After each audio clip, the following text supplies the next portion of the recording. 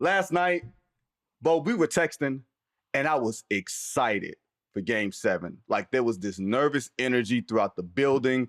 I felt like Oklahoma City was going to win, and then the game started, and I was like, oh, the Indiana Pacers do not scare, and they don't care. And Tyrese Haliburton was hitting stuff from deep, like 4-point range. And then when I saw him go down, Bo, I immediately said to somebody next to me, can I just go home now? Like, it just took all of it out. It's no disrespect to the Thunder, worthy champions, all that, best record in the league, point differential, all the stuff. But for that night, it just felt empty. Yeah, it was.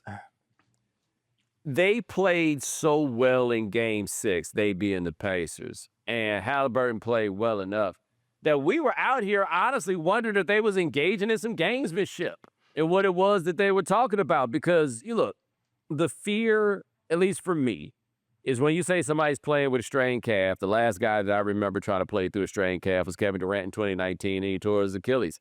After, by the way, starting a game in a very similar fashion as Haliburton. And the major difference is Durant sat for like a month with that calf injury before he came out there. Haliburton didn't miss a game, right? And so he wasn't moving that strong, didn't have a lot of lift in Game 6, but he got it done.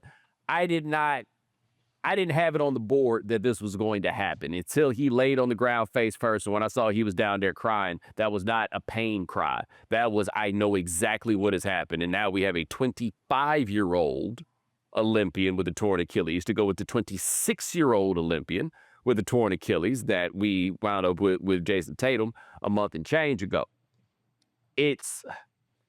Yeah, I'm with you. It takes nothing away from what the Thunder managed to pull off, but that was rough, man. That was, especially after Haliburton's having one of the great postseasons that we have ever seen, right? Even if I don't care what the stats say, I watched that dude keep making shots like the legend of Kobe Bryant. You know what I mean? Yes. And then now what? Now we got a year where you're on the shelf, like Tatum, like Dame Lillard.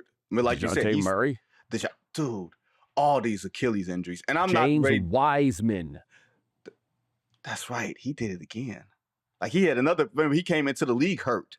Mm-hmm. Is there, and we're going to Oklahoma City, we're going to give y'all flowers, you're going to get there. But is there something, Bo, to the amount of Achilles injuries that we are seeing in abundance? Is this a freaky thing? Is this a thing we have to examine in how much basketball these guys are playing, the pace of the game, the number of possessions, the usage? Or is this the new Tommy John in baseball? You know what I mean? Where just you bake that into the equation when you are signing some of these these pitchers to long-term deals. Okay, but an important distinction that remains to be seen about the Tommy John is they come back like it never happened with the Tommy John. Like, Tommy John is not a career ender, as it was kind of seen when they first started doing it, right? And they've come a long way with performing the procedure. They appear to have come a long way with doing Achilles procedures. I know one thing they talked about with Tatum that was different than many cases is they had him on the table the next day to work on that, which is not necessarily common.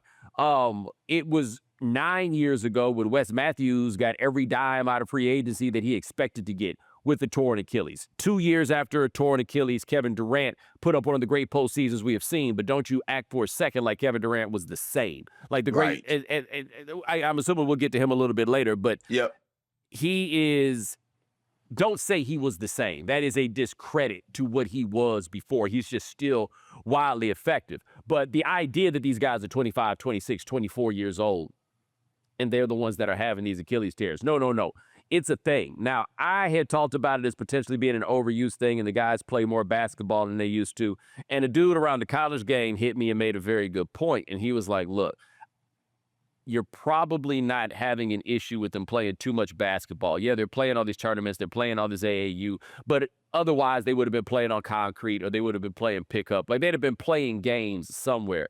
It's all the trainer time that's really adding up the extra miles, was the argument that he was making, right? And the hardest thing for them is to get these guys to take some time off, because now that everybody is so readily aware of how hard everybody else is working, and you can log onto the internet and you can see the video of the next man, and these guys are playing and they're playing and they're playing and they're playing.